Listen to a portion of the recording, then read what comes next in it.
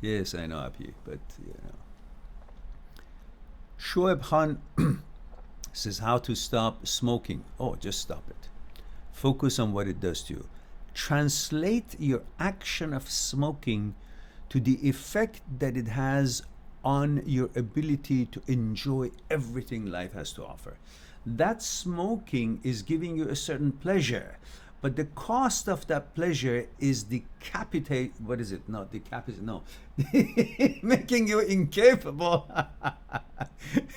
to actually exercise your abilities and capabilities to be active in the things that the world has to offer to you. So, in other words, it diminishes your ability to be healthy.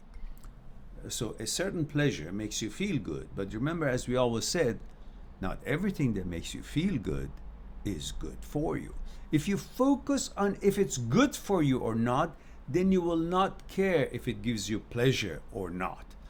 So, not everything that gives you pleasure is good for you, even though the pleasure makes you feel good. Drugs, excess alcohol, all kinds of toxic relationships, or extra amount of just sex with any girl that you see or anybody that you see. You will find that just because something, even food, you like eating lots of food, gives you pleasure, but you eat too much of it, it's no good for you. Or some goods may taste good, but it's not really good for, I don't know, your cholesterol level, blood pressure level, your health. It's just not healthy. So you got to understand pleasure and being good for you are two different things, and not always same or could be put in the same category. Sometimes what makes you feel good is totally bad for you.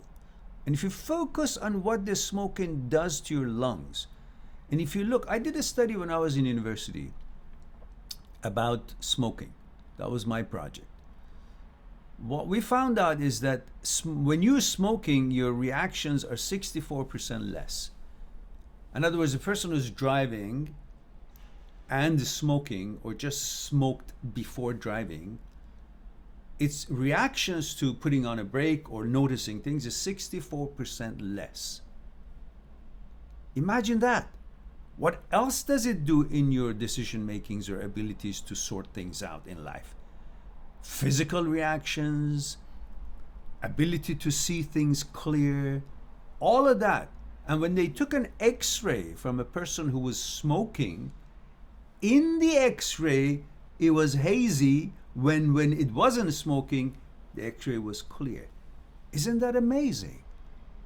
So if you really get all this information and translate what it means to your health and what you're doing, you would not do it. Why? Because if you would feel the pain of whatever you're doing rather than something that is bad for you but is painless, and you would show its effects years later, you would have not done it.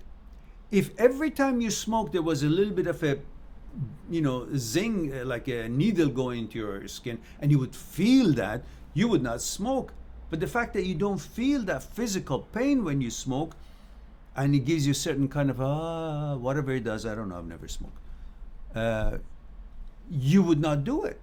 But you don't feel these things because we are conditioned to react to physical pain and emotional pain, but not something that doesn't have pain but is bad for you. You can't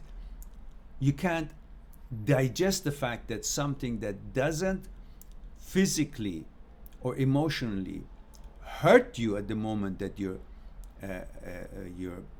active in it can also hurt you. If you can understand that even if something doesn't make you feel pain or effect of it is not immediate, just because you don't feel pain when you're doing it, it doesn't mean that it's not bad for you. Because you got to research and find more about it. And respect your being, respect your physical being. That's part of your entity in life, mind and body. You got to respect it, take care of it. Smoking, look, do you go swim in shit? No. Do you eat shit? No. Well, why is it that if it's not smelling bad or tasting bad, you think it's okay? You will research to see if there's any poison in it. Like cyanide, apparently that's got no taste or nothing, but it kills you, right? So you research that to make sure you don't put that in your body. But smoke, you allow it because what? It makes you feel something, or you don't feel pain about it? It's not logical. If you focus on that, Shoaib, you should be able to get over that. And he says, I feel guilty after smoking one, but I just can't control myself. I'm 22. 22, my goodness. Stop it now. Because you're going to turn that age, instead of enjoying all the wonderful beauties and the things that you want to accomplish in this world, the whole full experience of life, you're going to shorten it, and you shouldn't. Every day counts, and every day you should love it and want it, protect it. So, there's enough smoke in the air with the cars and pollutions. You don't need to give it more in, at least. It's funny, if you're walking by somewhere and there's a big vat of, I don't know, metal vat or whatever, and they're burning paper and leaves in it, because smoke, you go the other side of the street so you won't be subjected to that. But you actually go and get a smoke and suck it in. Doesn't make sense, does it? So think about it this way.